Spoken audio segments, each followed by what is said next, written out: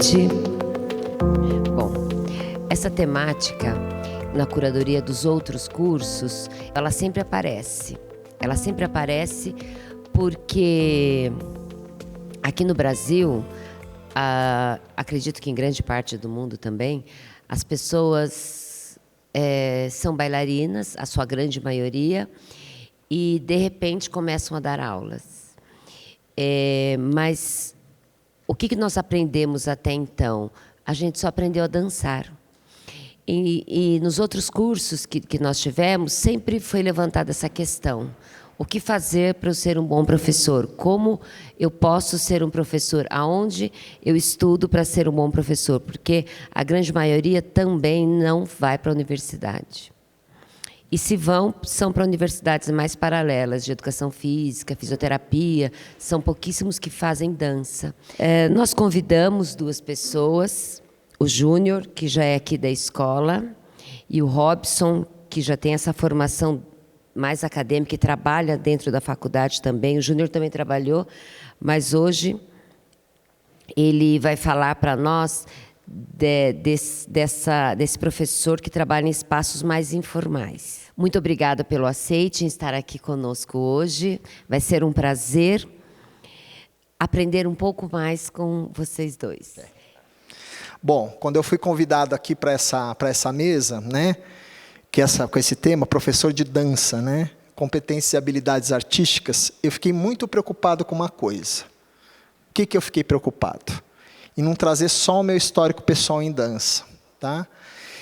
Eu vou partir dele, mas eu vou tentar contribuir com essa mesa e com a São Paulo Escola de Dança para ampliar o debate, a gente fomentar com dados esse debate, tá bom? Com documentos. Né? Eu gosto muito dessa frase da Cássia Navas, que eu acho que é uma pensadora que está aqui, bem presente aqui na escola. Né? O que ela fala assim, ó? A dança aqui no nosso Brasil. Tá? Nos embates dos percursos formativos, se constrói uma ética de uma profissão.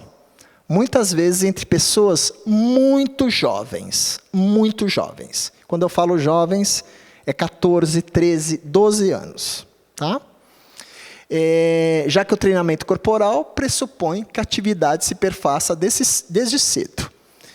O que se coloca? Que um bailarino que dança bem, ele está apto a ensinar. Tá? Tem uma cultura das bailarinas mais adiantadas da escola, que estão ali, vamos dizer, uma formação de balé, 7º, 8º ano, tá bom? 7º, 8º ano, começa a dar as aulas para as pequenininhas. Você tem jeito para professora. 15 anos, começou com 7, ali com 14, 15 anos, começa a dar aula de baby class. E daí, eu queria fazer uma pergunta, mas vamos pensar juntos, né? O fato das estudantes mais adiantadas darem aula é bom? Fica um silêncio.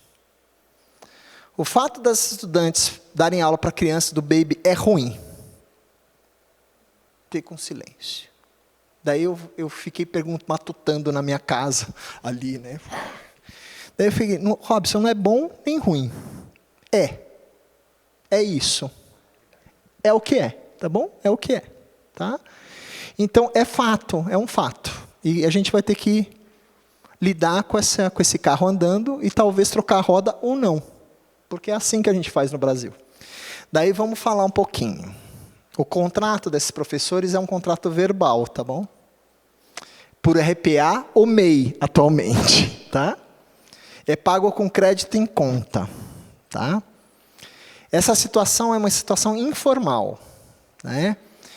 E traz alguns reflexos. Todo mundo sai começando a fazer curso de final de semana, né? De 3, 4 horas. Eu dou vários. Né? Érica também, Júnior também, Esmeralda também, vários. Para gerar uma formação, que são lacunas que existem. Daí eu trouxe alguns documentos. Tá? Eu não vou me aprofundar em todos. Eu trouxe alguns documentos que eles nos fortalecem, sabe? São documentos, desde a Constituição, e é Constituição, eu vou pegar um artiguinho. Tá? Lá na seção 1, o ensino será ministrado nos seguintes princípios: na liberdade de aprender, de ensinar, então a gente tem liberdade de aprender e de ensinar, Olha só, de pesquisar, de gerar curiosidade. A outra coisa, o inciso 3, o pluralismo de ideias e concepções pedagógicas, tá bom? A Constituição fala que a gente tem que coexistir no pluralismo de ideias e concepções pedagógicas, tá bom? Então, a gente pensar sobre isso, seja qual for a concepção. Uma concepção libertária ou uma concepção conservadora, tá? A gente tem que mediar isso. E a coexistência de instituições públicas e privadas de ensino. Uma instituição pública, que é mantido, por exemplo, São Paulo Escola de Dança, né, através de uma organização social, junto com as instituições privadas, como uma academia, né, uma instituição de ensino. Vocês entendem isso? Ou uma escola. Todo o Estado tem dever da arte. E daí, lá na ECA, ele vai reverberando em vários... Tem a Constituição e vai reverberando em vários documentos. Que é o Estatuto da Criança e do Adolescente, 1990. O ECA fez um pacto entre Estado, família e sociedade. Tá? Tem outros documentos nacionais para ensino da dança. Tá? E eu vou mostrar um outro documento que é muito lindo para vocês. Que são os referenciais curriculares nacionais para a educação infantil. Volume 3. Já vamos direto nele. Então, tem um documento nacional que rege o que é aprendido nessas escolas. E a gente, como professor de dança, pode olhar para esses documentos e mergulhar neles. E talvez fazer bom uso deles. Tá? Então, olha, o que a gente pensa aqui? Quais são os objetivos para a gente atingir com crianças de 0 a 3 anos? E daí eles colocam assim, algumas coisas, assim, como familiarizar com a imagem do próprio corpo, né? As possibilidades de gestos e ritmos corporais, se expressar na brincadeira. Ó, crianças de 4 a 6 anos, né? Onde vai entrar as danças, os jogos, as brincadeiras. Então, assim, pode ser usado para dança, para expressão artística, tá? Para educação física, a Érica vem da educação física, tá? Para a gente entender que a gente pode adentrar isso. E olha as palavras, as primeiras palavras de cada item. Ampliar, explorar, tá bom? Controlar gradualmente o próprio movimento, né? Utilizar movimentos de preensão, encaixe, lançamento, tá bom? E apropriar-se progressivamente da imagem global, tá bom? Ele é um documento bem escrito, muito bem escrito. As fotos são lindas, lindas, e dialoga muito bem com isso, tá? Base Nacional Comum Curricular 2018. Também se estabelece parâmetros, bases, tá? Ela foi muito batida por uma parte da pedagogia aqui, que contrapôs, mas ela é um bom projeto, tá bom? Ela se dá uma base ali para o ensino médio bem interessante de projetos. E daí a Base Nacional traz algumas coisas para a gente trabalhar. A criação em dança, tá bom?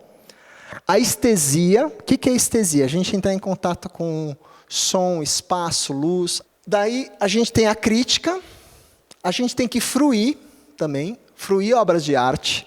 Dentro da dança se faz muito, mas se vê pouco, né? E daí eu coloco assim, existe a questão dos festivais, que está em cada 4 cidades brasileiras, mas uma parcela das pessoas só vê dança em festivais. Não vai ver dança em teatro, não vai ver dança na rua, não vê dança, tá? A expressão e a reflexão. Então, uma aula de dança teria que ter tudo isso, tá bom? Não na mesma aula, mas a gente fazer esse planejamento pedagógico, tá? Então, eu termino minha fala aqui, tá? Eu agradeço a Érica pelo convite, tá bom? Júnior pela partilha e a Adriana pelo contorno preciso que você fez durante todo esse período, tá? Muito obrigado, tá bom?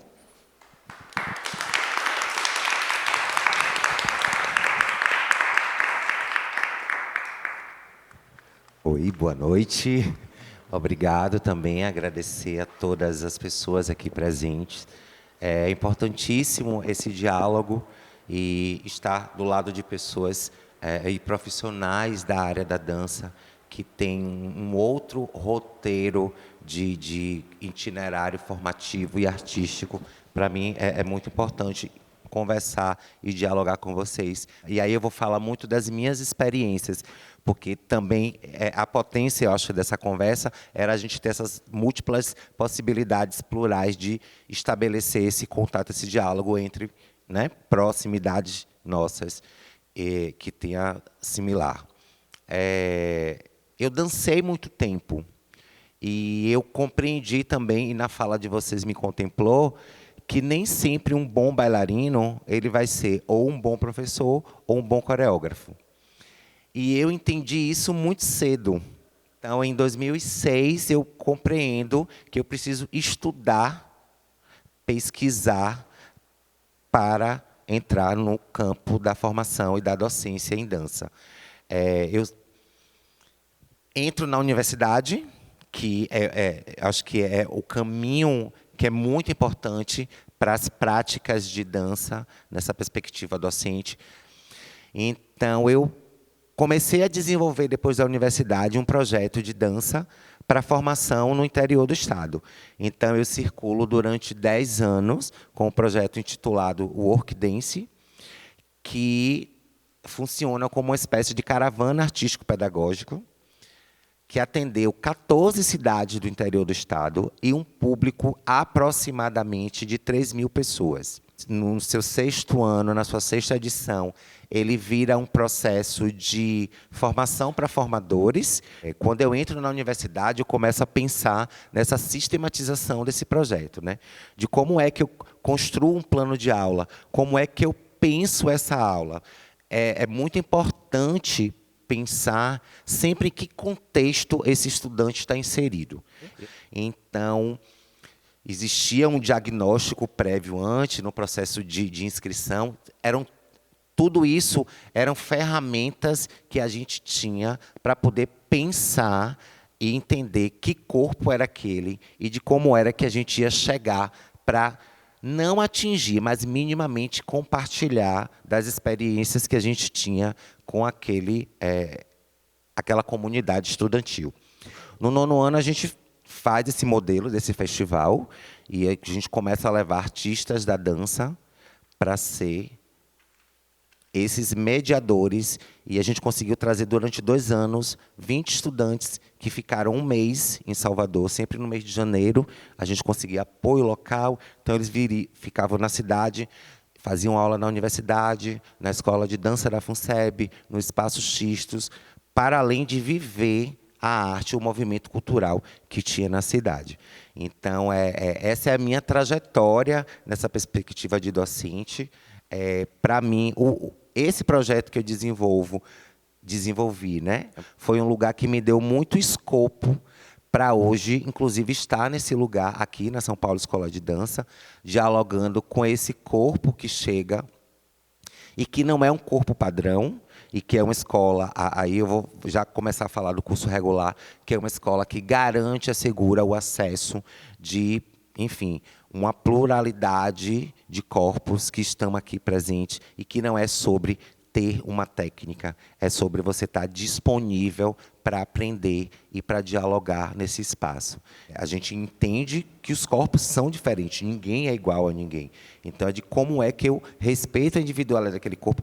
Acho que nas práticas docentes, né, ainda mais quem trabalha em academias, em espaços não formais, é cuidar desse lugar, porque senão a gente replica uma violência ou algum tipo de impossibilidade artística ou técnica naquele corpo, e aí machuca, e aí traumatiza, e vira um caos, né? Isso está muito óbvio, que a gente precisa não replicar, mas sim estudar muito, né? Eu vou encerrar. Queria agradecer ao Robson e ao Júnior pelo aceite estarem aqui hoje. Vocês de terem ficado, e espero que vocês voltem mais pensativos do que vocês entraram, e mais preocupados também. Obrigada, viu?